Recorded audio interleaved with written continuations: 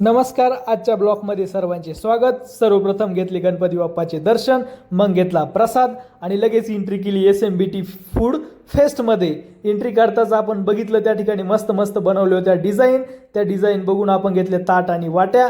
त्यात घेतला पापड, mix veg, pulao आणि मग त्यानंतर घेतला मठ्ठा. मठ्ठ्यानंतर घेतली पुरी, पुरीनंतर घेतली चपाती, चपातीनंतर घेतलं काय ते काही कळालंच नाही. आणि त्याच्यानंतर आपण गेलो पुढे. पुढे गेल्यानंतर घेतलं आपण त्या ठिकाणी पनीर भाजी, पनीर नंतर घेतले नूडल्स आणि मग भरलं पूर्ण ताट. ताट भरल्यावरती मस्तपैकी जेवण केलं. एक नंबर झालं जेवण. खूप आनंद घेतला जेवणाचा. त्याच्यानंतर मस्तपैकी आपण मग घेतली आपण पाणीपुरी. पाणीपुरीची टेस्ट घेतली आणि खूप छान पाणीपुरी झालेली होती. त्यानंतर आपण घेतले बिस्किट, खाल्लेत मग त्या ठिकाणी बिस्किट. त्यानंतर या पदार्थाचं आहे काय नाव, आपल्याला माहीत नाही नाव. मग आपण त्यांनाच विचारूया आहे काय नाव. काय म्हणते त्याला आलू पनीर टिक्का. हे खायला एकदम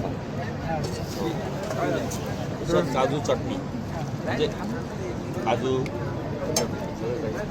दही टाकून थोडं नॉर्मल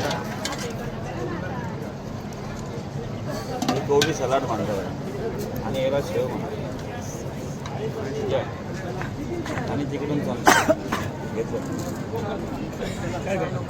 नंतर घेतली या पदार्थाची मस्तपैकी टेस्ट. खूप छान झालेला आहे हा पदार्थ.